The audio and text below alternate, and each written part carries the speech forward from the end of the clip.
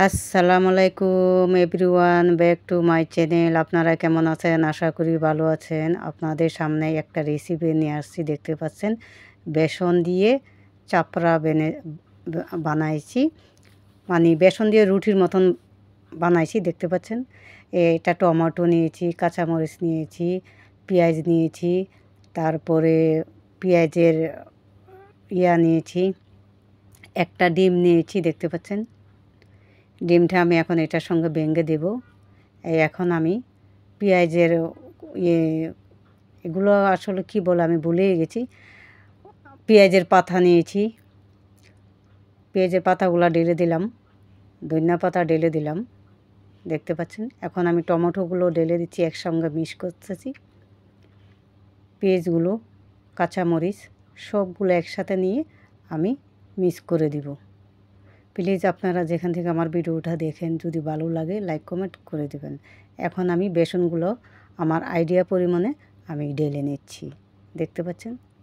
এগুলো আমার হাতের সাহায্যে আমি এগুলো মিক্স করে নিব। আমি এখন একটু করে লবণ এটার সাথে দিয়ে দেব, স্বাদ পরিমাণে লবণ দিয়ে দেব। এখন আমি এটাকে ভালোভাবে আমার হাতের সাহায্যে আমি মিক্স করে নেব।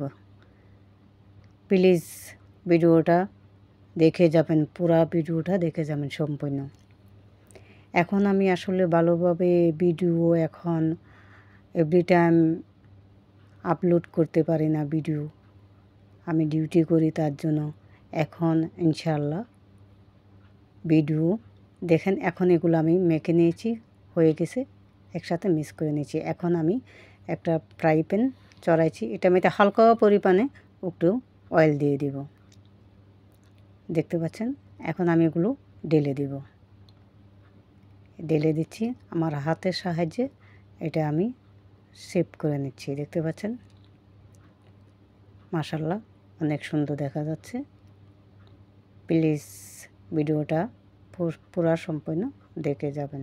যেখান থেকে আমার ভিডিওটা দেখেন, যদি ভালো লাগে আপনারা লাইক কমেন্ট করে যাবেন। এটা খেতে অনেক স্বাদ হয়, আপনারা বানিয়ে খেয়ে দেখতে পারেন।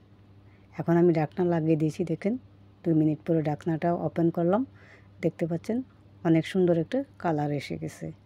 আপনারা চাইলে এটাতে ঘি ইউজ করতে পারেন, আমি ঘি ইউজ করি নাই, আমি তেলটা দিয়ে দিলাম, তেলে আমি ইউজ করতেছি।